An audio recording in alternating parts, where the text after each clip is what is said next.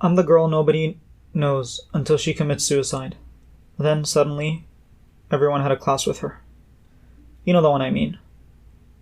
안녕하세요, Cloud입니다. Hey guys, Cloud here. Today's episode is a bit different. First of all, I want to talk about Reckful. And, the sad situation that happened with him. And that I hope now he's resting in peace. It's really heartbreaking to see someone who really pushed the boundaries of Twitch and brought mental health issues to light and made it known that you can talk about what's going on in your life and that it's okay and that if you want to get help, you deserve the help. And, even his work with Dr. K and, even pioneering a lot of different terms like AOE healing and really shedding some light onto this issue that, how emotional he got when talking about his experiences with his older brother and how losing his older brother to suicide, caused a lot of trauma to him and what his father went through. And then for him to end up the same way, it really is heartbreaking. And even from his father's perspective, losing one kid was devastating and he was never the same before, but now losing two, words can't even describe. Really, I just don't have the words for it. I wanted to take this opportunity to talk to the teachers that are out there and the students, since this podcast talks about Korean and teaching. So I want to talk about it from the perspective of a teacher. As a teacher, a lot of times we're not only dealing with getting information from me or from a textbook to my student. A lot of time it's understanding my student. It's figuring out what my student wants out of this class. It's figuring out how can I best deliver the information to my student. And part of that is recognizing that sometimes the student is struggling. And it's not because of not being smart or not caring about the subject, but life is rough and the way the world works around him, it's pressuring him in a way that I can't possibly fathom. And as a teacher, it's my responsibility that once a student is in my class, that I get to know him, that if he has a struggle, that I'm there for him. Because at the end of the day, if I can help him or her with what they're struggling with these thoughts, with these desires that they have, it's much more important than, teaching them kinematics or teaching them how to speak another language. That pales in relevancy when it comes to someone's own value of their own life and, being in a situation where they want to take their own life. Now, I'm a teacher. I'm not a psychiatrist. I'm not a therapist. But what I am is I'm connected. I'm connected to students. And it's part of my responsibility to recognize and to learn and to educate myself about these issues, to understand that it's not,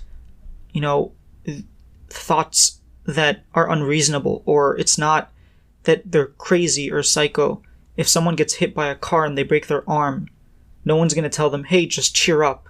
Like, why are you having these thoughts of pain? No, their arm is broken physically and they're in pain. It's the same way when you have these thoughts, when you're suicidal, when you're in depression, your brain, if you could look at it, if you scan it, you'll see that it's changed. Just as your arm changes when it's broken. And just because we can't see that doesn't mean we don't have to care about it or we, disregard it. This stuff is painful. We've lost another life. Another life took its own life. Another person did this. We can't just keep sitting back and watching this. Now, I don't have the solutions. I'm not a therapist. I'm not a psychiatrist. But what I am is I'm connected.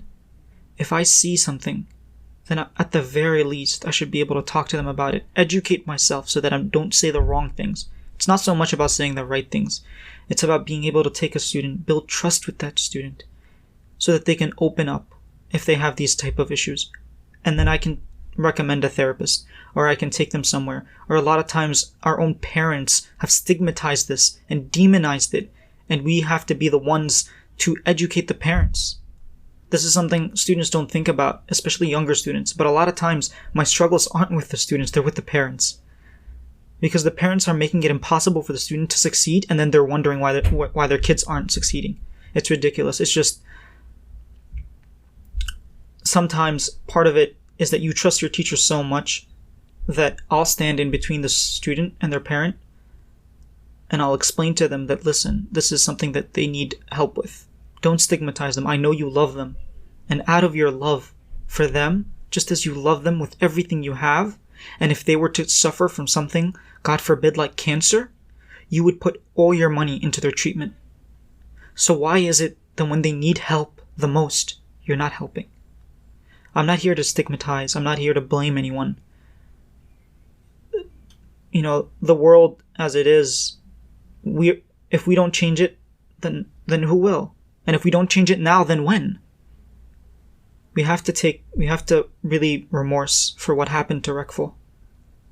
We have to feel for him, we have to feel for his family, and we have to change. We can't keep going like this. It's gone on for too long.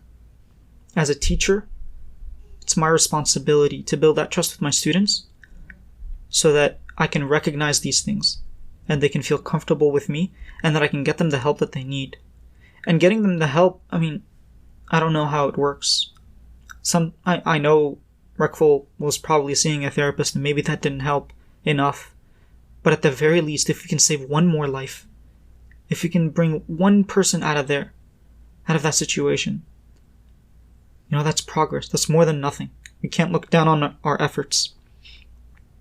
So, for everyone who's listening, I want you to educate yourself a little bit more on what not to say to people like that, on recognizing that even if you love someone from the deepest part of your heart, that doesn't mean you can help them. And sometimes helping them is by sending them the right way to the right person who can help them.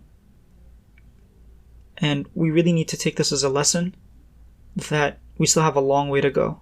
So I just want to share my thoughts, as this topic is something that's really dear to me and close to me.